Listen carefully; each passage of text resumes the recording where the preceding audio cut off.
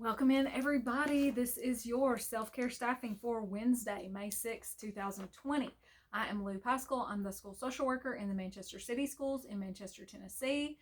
And today I want us to talk about intuition as a self-care practice, as listening to your intuition as a part of self-care, not listening to your intuition as maybe a sign that you could improve your self-care. Improve is maybe not a great word because this is not a grade, not for a grade, but you know what I'm saying.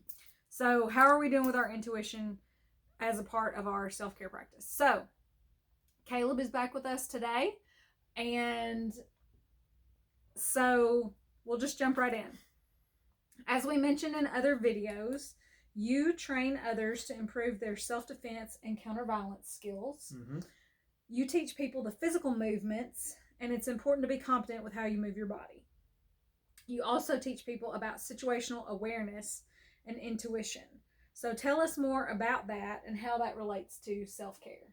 Yeah, so let me actually start off by saying that really the mental aspects of self-defense and counter-violence, they are foundational, and in my opinion are much more important than the physical aspects. So really, when we're talking about intuition as a form of self-care, uh, what we're saying is you are developing, because you can develop intuition, and trusting in your subconscious and unconscious observations that will keep you out of danger or otherwise harmful situations. So, really, intuition is foundational not only to self defense but also just to self care in general. Um, let me say this too about intuition, because before we kind of get into all the ins and outs of it. So really what we're talking about is, when we talk about intuition, is we're talking about, like I just said, it is essentially, it's not magic. Okay, so for anyone who's like, ooh, intuition, ooh, it's not magic. What it is, it's basically all of your senses functioning at maximum efficiency. So what's happening is you are always taking in information. No matter where you're at, no matter what you're doing, you're always taking in information. And when we're out or when we're engaging in some kind of activity, we usually have a mental model. Some people call it a schema for that activity. So it's an idea that's hardwired into our brains about how an activity should go. So there's a mental model for shopping, there's one for driving, there's one for going to work, there's one for basically any activity that you can think of. There is a mental model in place for that activity. What happens is, when your intuition goes off, right, when your spidey senses start tingling, something has occurred within the situation you're in that is not part of your mental model. And it causes alarm bells to go off, because now that pattern of behavior that you're used to observing, even if it's unconscious, has changed. And it's very, very important that when we feel that we act on it, and that we act on it without necessarily taking a whole bunch of time to discover what it is. Because sometimes, a lot of times, you're not going to know what it is. Intuition is very subtle and very nuanced. Again, it's usually unconscious observation. So, by taking it into the realm of consciousness and saying, well, what is this that is making me feel uneasy? It's a good mental exercise. However, when you're actually in the situation, it's not a very good mental exercise, because if it's a potentially dangerous situation, time is of the essence for you to act.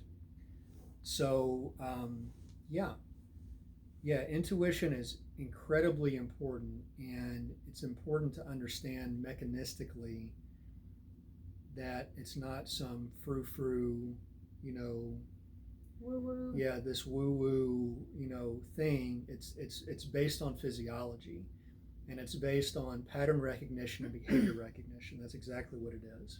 Yeah. So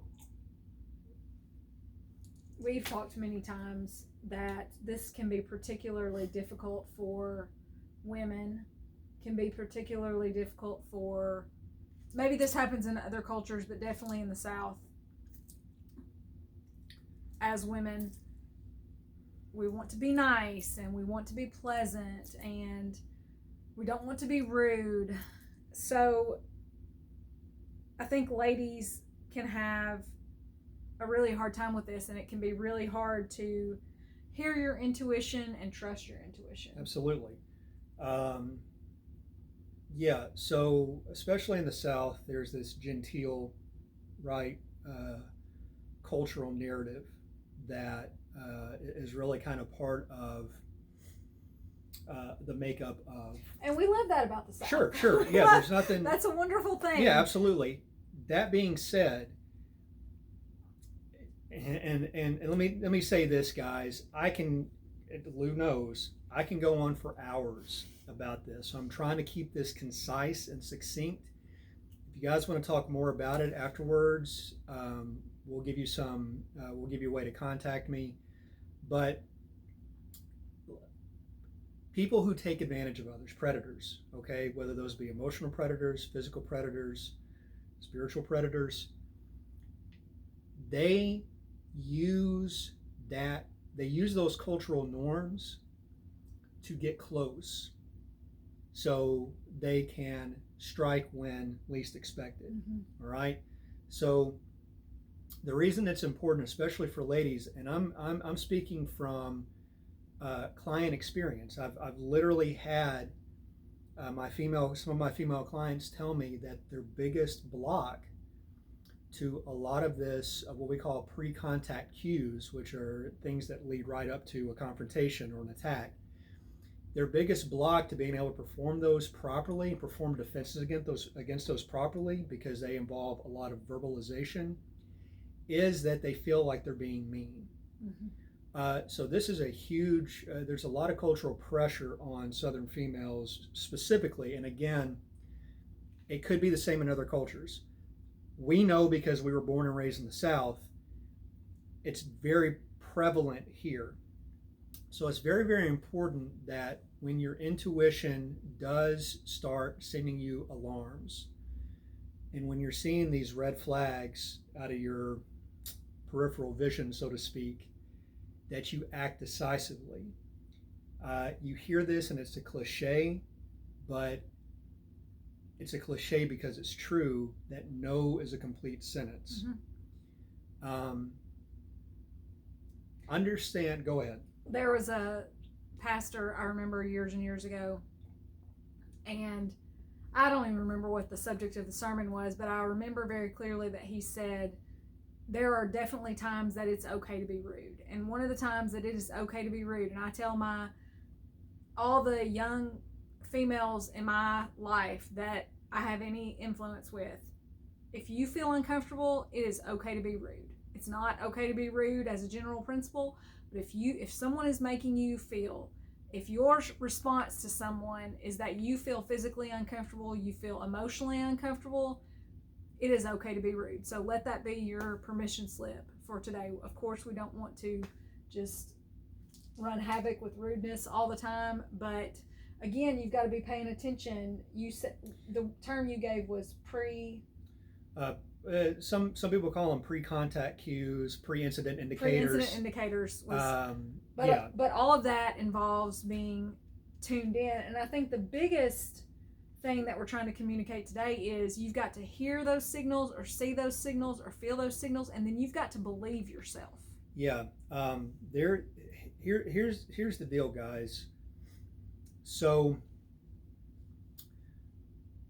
there are a lot of stories about people who didn't follow their intuition that and things they got led to disaster. Mhm. Okay, especially in terms of physical violence, stories of sexual assault, rape, strong armed robbery, um, you know, muggings, that kind of stuff. When you do listen to your intuition, it's very likely that you're not going to really have a payoff. Uh, really, the best thing that would happen to you when you listen to your intuition is nothing. You go about the rest of your day, and that incident that you might have been heading towards has now been, you've averted yourself from it. So there's a lot of uncertainty when you're talking about intuition and acting on your intuition. But going back to this idea of being rude, and there's an author we'll get to here in a minute that actually talks about this. If it comes down to you being rude to a stranger, because generally this is what we're talking about, or an acquaintance that has made you very uncomfortable, if it's a difference between being rude to them or being dead or in the hospital, I'd go with rudeness, honestly. That's really, and when you frame it like that, rudeness, you can apologize for rudeness. Yeah. Okay? A rapist is not going to apologize to you. Yeah. A mugger is not going to apologize to you. So, does it take training? Yes. Does it take observation, continued observation? Yes. Does it take yourself asking questions after the fact? After the fact? Yes. Do I ever ask questions during it? I have before, and it's gotten me in trouble. But, you know, we are experts, every single one of us are experts in behaviors. I don't care if you have a college degree or professional degree or a master's degree in psychology. Every single one of us are experts in behaviors. So when someone's behavior is not congruent, we know that. Do we always know that consciously? No. But we know that. That is why it's very, very important to understand that your intuition is the thing that's telling you something is out of whack here. Something's not lining up. And that's why it's important to listen to it. You can expand your mental models if your intuition has flagged something that you have later thought about and come to the conclusion that it actually wasn't that big of a deal. You can expand your mental model to include that thing in future, situations. But generally speaking, if it's something that's really giving you kind of a hinky feeling, it's most likely something you need to act on and remove yourself from the situation or take some other action that will get you safe and get you back to some type of safety. Yeah, so I think that's worth saying again. You won't always know right at that moment if you were right. You won't always have the payoff of knowing that whatever situation you avoided turned out badly. Not that I want to refer to that as a payoff, but you're not always going to get confirmation that trusting your intuition was the correct thing. Yeah. And I also want to say, I don't want this to come off at all as if something bad has happened to you, it was your fault because you didn't see the signs or this or that or whatever. For example, and we're going to talk about some dark things in this video, so this is your trigger warning. For example, if someone was sexually assaulted, we are not saying, oh, well, I'm sure there were signs there and you just whatever, ignored them, didn't see them, whatever. We're not saying this to put blame on the reason that you were sexually assaulted is because that person was a rapist. Yes, not because you're at fault. So don't hear what we're not saying. We are not saying any of this to blame any bad circumstances on you. We're just saying going forward, many times you will have some sort of gut feeling or intuition. You may not know why, but we just want to encourage you as a part of your self-care to Yeah. listen to that and act on that. Yeah, and this is honestly a sticky subject, and it's something that I've dealt with before in my kind of self-defense profession, that when people start talking about protecting yourself, learning self-defense, it can seem like we're saying that all the onus falls on the survivor or the victim. And I am not saying that. And to dovetail what Lou said, my goal, both as a fitness professional and as a counterviolence professional, is to assist people in taking back control and power. That's it. When you're talking about violent incidents, what you're really talking about is a predator. Okay, and I want to go back to discussing that. You're talking about a predator, someone who does this because of whatever reason, taking power and control from you. Learning to listen to your intuition, learning self-defense, and all that stuff. What it should serve as is a vehicle for you to take back your power and to take back your control. Take back your rightful power. To take back not your to rightful... take an inordinate amount of power so that you're now the predator, but just to take Right. your power as your rights as a human being. Absolutely. We all have a right, a natural right, in my opinion, to life and liberty, specifically to life. And learning to use your intuition properly is just a way to take back that right and to maintain control of that right. So, again, please, guys, we're not... Take this in the spirit that it's intended. We're not saying that if you have survived a sexual assault, or you have survived a domestic violence situation, or you've survived a mugging or a home invasion or a kidnapping or whatever, that somehow it was your fault. It was not your fault. It's the fault of the perpetrator. They're the ones who decided to do this to you. It's them. But again, moving forward, you can start taking back that personal power and taking something from the ashes of an awful situation, so that it wasn't,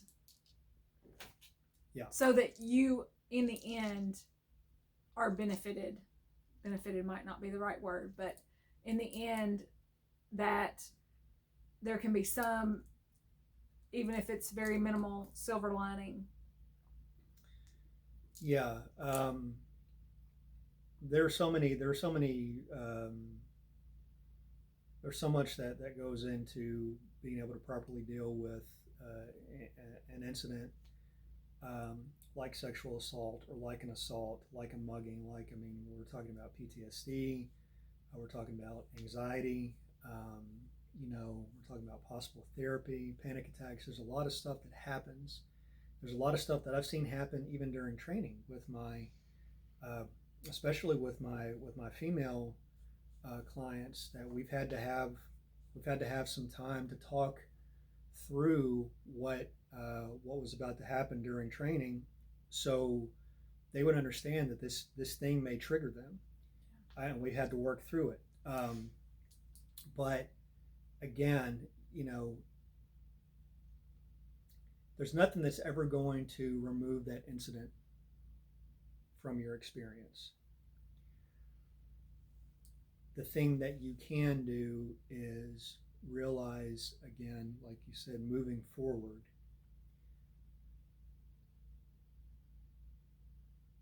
you can develop some skills that will help you identify possible incidents in the future, so the predator won't be able to snatch you. The predator won't be able to victimize you. Hopefully that is clear enough. Yeah. Again, Well, and we kind of went, right to, maybe a violent situation, but this can be not trusting your intuition. It may not ever be anything that comes to violence. It could be, I know many of you have heard the quote from Maya Angelou over the years: when someone tells you who they are, believe them, and believe them the first time. It could just be an interaction with somebody that makes you feel emotionally uncomfortable. So there are all sorts of violence is kind of the extreme of this, but yeah, I mean, we're talking about financial decisions, friendships, other relationships you may be having, you know, anything like that. Still, you're still within an observational. You're still in this observational schema. So this can be applied really to really any aspect of your life. Yeah. And what you'll find, especially when you start applying it to your life in general, and you will find it too if you find yourself in a possible incident with a predator, is you're going to get pushback. Okay? So if you have decided that a friendship is toxic because the behavior pattern of your so-called friend is incongruent with what a friendship is supposed to look like, and you decide to cut off a relationship with them, or decide that you need to have a talk with them, or whatever it is, it's very, very likely that they're going to get mad at you, and there's going to be a lot of projection. They'll accuse you of being too sensitive. They'll act like they don't know what you're talking about, which is possible. They may not. Gaslighting. Because they, some people have their own stuff going on. Same thing with financial decisions. If it's someone who's looking to take advantage of you, and they bring you a financial opportunity, and it turns out that it's not actually an opportunity, it's just them looking to take you, they're going to get mad. Yeah. And they'll start talking about, I can't believe you don't want to do this. This is a great opportunity. How dare you? I stuck my neck out for you. All this stuff. Understand that generally when you're doing the right thing, when you're making the right decisions, you're going to get pushback. Yeah. The wrong decisions, you get pushback as well, but it's a different type of pushback. And it's a pushback more along the lines of, oh crap, I really messed up. Mm-hmm. And we're going to talk about that here in a little bit. Yeah. But just understand that pushback is part of the process.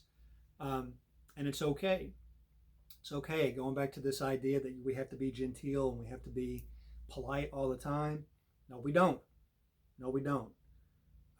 So if you follow your intuition and your intuition says don't do this thing, and you tell this person no, prepare for possible pushback, and that's okay. Yeah. They're doing that as a first resort to, maybe not even a first resort. That's kind of their de facto response to try to force you back into line with their way of thinking.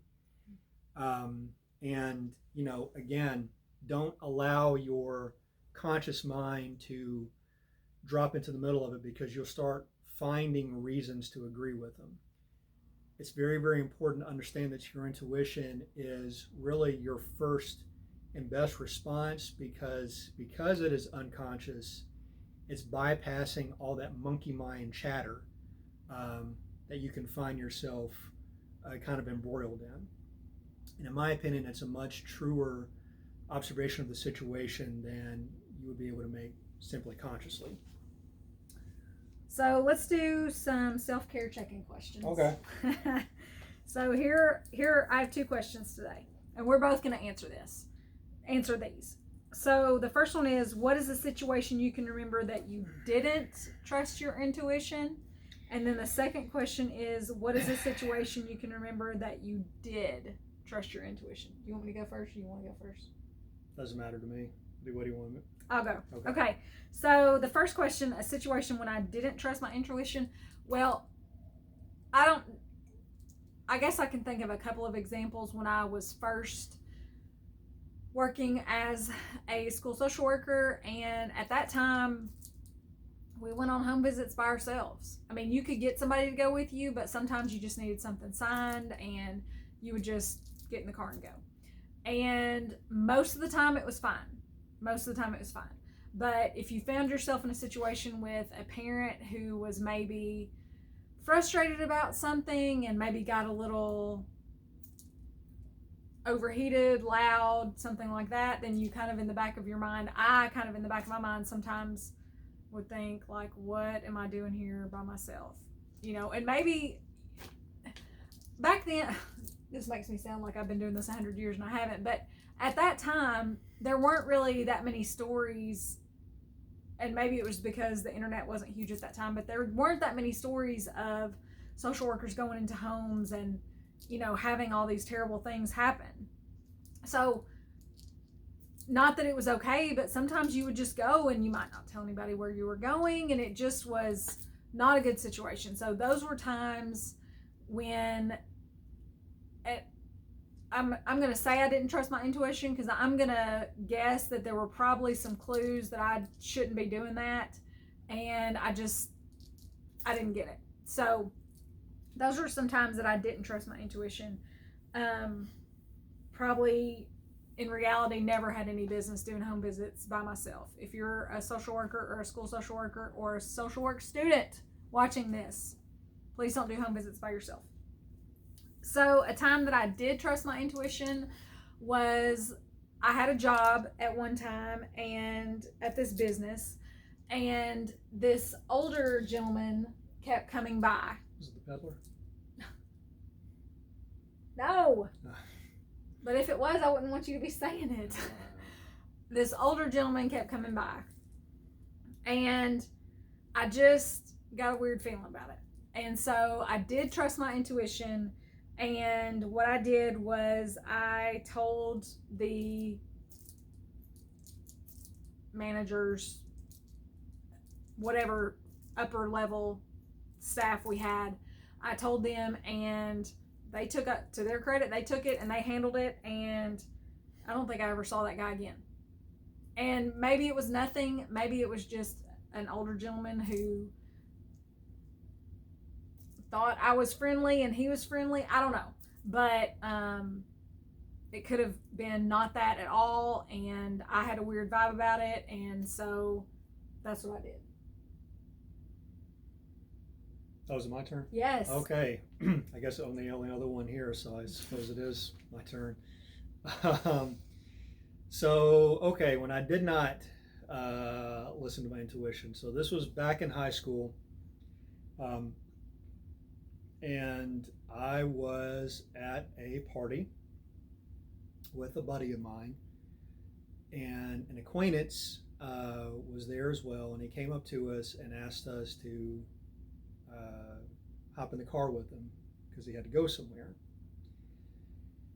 And he was acting a little bit strange, but we didn't really think anything about it, so we decided to go. So we hop in the car. We're heading to God knows where. We don't know where we're going because he didn't tell us. We're trying to ask him questions. He's being very, very tight-lipped about it. So again, alarm bells are going off, but I mean, when you're a teenager, peer pressure is a big thing. Mm-hmm. And so I didn't say anything. So we get to this house. Turns out there's another party going on at this house. So we all go inside. The acquaintance disappears into the back of the house. So my buddy and I are standing in the living room, just kind of looking around. Of course, we knew everybody there, and we were just kind of chit chatting with them. And all of a sudden, I guess it was maybe a couple minutes, our acquaintance comes storming out of the back of the house, and he says, "Come on." So we're like, "Okay." So we follow him outside. Well, as we're going outside, he stops. We're going to his car. He stops and turns around. We turn around and we see the entire party coming out. What the deal was a girl that he liked was at the party, and she was hooked up with another dude, and he got mad and decided that he was going to go fight this guy, and apparently wanted us as backup and didn't bother to tell us. So he's screaming at basically the entire party, cussing them out and all this stuff. My buddy and I are in the middle of the yard, still kind of knocked off our feet, so to speak, trying to get our bearings. And we look around, and every dude in the party has us surrounded. We turn back, and our buddy has gotten in the car, and he's driving off.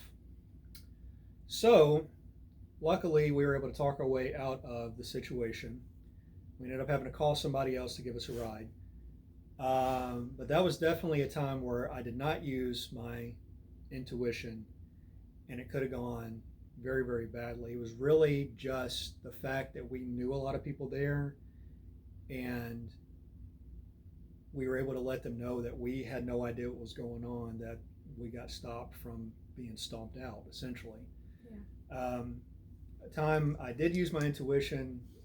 Well, there were a few times when I was working club security that we had to get somebody out, or someone was causing trouble or looked like they were about to cause trouble, which you can tell. Again, when you're allowing your intuition to speak, you'll be able to start telling a lot of this stuff. And we were able to, at least during the times I was working, remove quite a few people without any major incidents. And I would say another time where I was able to use my intuition was when we were at the square, and we were at Mars Ice cream. Yeah, the Mars ice cream, frozen treats from the Mars Theater. We were sitting on a bench, and this dude comes up. We miss you, Mars. We do miss treats. you. Yes, we do. This guy comes up, and I remember it. He asked me for a light, and he started reaching into his pocket. And for some reason, the way, I don't know what it was, the way he was standing, the way his voice sounded, how he was reaching in, set off some alarm bells. So I remember, instead of looking around and being like, "Oh no, I don't have anything," I remember just looking at him and being like, "I don't have anything." And I remember him looking at me and kind of looking me up and down like he was sizing me up. And then he went, "All right," and left. And I remember you looking at me and being like, I don't think you said to me, that guy was trying to. Yeah, I think the guy was trying to rob us personally. I was eating my ice cream. And again, I don't know if that was the case, but there were some body postures and tone of voice, the way he was moving, the way he had his body blue. There's a lot of stuff that I was looking at that said, this doesn't feel right. Yeah. Now, going back to what we had said before, do I know for sure? Nope. Followed my intuition, nothing happened. Yeah. Maybe the dude really did need a light. I mean, I didn't have a light anyways because I don't smoke, but something was off about it, and I acted on it. So if that guy's watching and he really just needed a light, sorry I was rude, bro, but I got to look out for me and mine first. So all right. So we already kind of hit upon the quote for the day, which is, "No is a complete sentence." No is a complete sentence. And I'm going to just go ahead and add the other one that I gave you, Maya Angelou. When someone tells you who they are, believe them the first time. So those are quotes. I did not have a song. We really kind of thought about that for a while, of like what kind of song could we come up with, but we're going to give you something else instead of a song. Yeah. But the video that I'm going to share with you, we'll do all this at one time. The video is of a clip from Oprah with the author Gavin de Becker, and this is his book, The Gift of Fear. This is our copy. You can see it's well worn. And how would you describe what Gavin de Becker? Is he a psychologist? He's actually a personal protection specialist. Okay. And he has worked with some government agencies in the past and has developed a system that the FBI, I don't know if they're using it anymore, but it was a system called Mosaic, which is designed to help determine, threats. He's done a lot of executive protection in the past. He actually has a group or a company called, I think, Executive Protection, that they're bodyguards, and they work with celebrities and diplomats and all that kind of stuff. But he's a personal protection expert, and his expertise is specifically psychological and mental, and he deals a lot with intuition in the context of violence, which he calls it fear, which it is. It's a physiological response to danger is what we're talking about. But yeah, he, in my opinion, is a very good author if you're looking for some of the basics of what intuition is and what it does. He writes in a very easy to follow style. Lots of stories. Yeah, lots of stories. He breaks it down. He breaks it down in a really nice way. So I would absolutely recommend his book. Yeah, so we strongly recommend this. Actually, I've said before that I'm not a big book rereader, and I've reread this. I think we came into contact with this in college. But anyway, it's The Gift of Fear and Other Survival Signals That Protect Us from Violence. So that's what we're giving you instead of a song. We're giving you this book recommendation.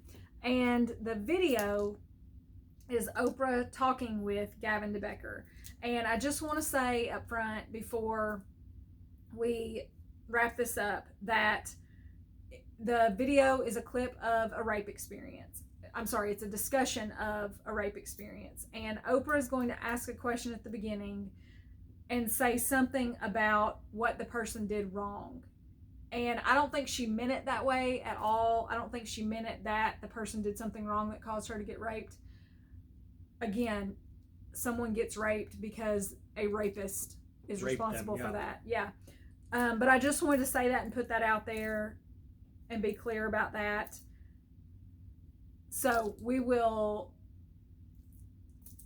put that video in the comments and tell people how they can get in touch with you if they want more information. Yeah, so you can get in contact with me always through my Facebook page. I have a personal page that I'm happy to friend you, or you can get into contact with me through my business page, which is Focus Counterviolence Murfreesboro, and we can put that link up there as well. Yep.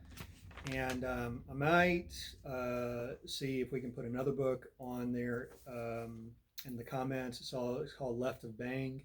Okay. It's a little bit more military minded than The Gift of Fear, but it's also another good one about using observational skills to keep danger away from you. It's by Patrick Van Horn and Jason Riley, I think. But we'll put that up there too. If Gavin de Becker ends up not being your cup of tea, that's another good one that I recommend. So, okay. So we hope that you guys learned a lot about intuition and that you can see how that getting in touch with your intuition and listening to your intuition and believing yourself is a part of your self-care practice, can be a part of your self-care practice. And if all hearts and minds are clear, I appreciate you guys again taking time to watch this, and I will see you back here tomorrow with another self care staffing.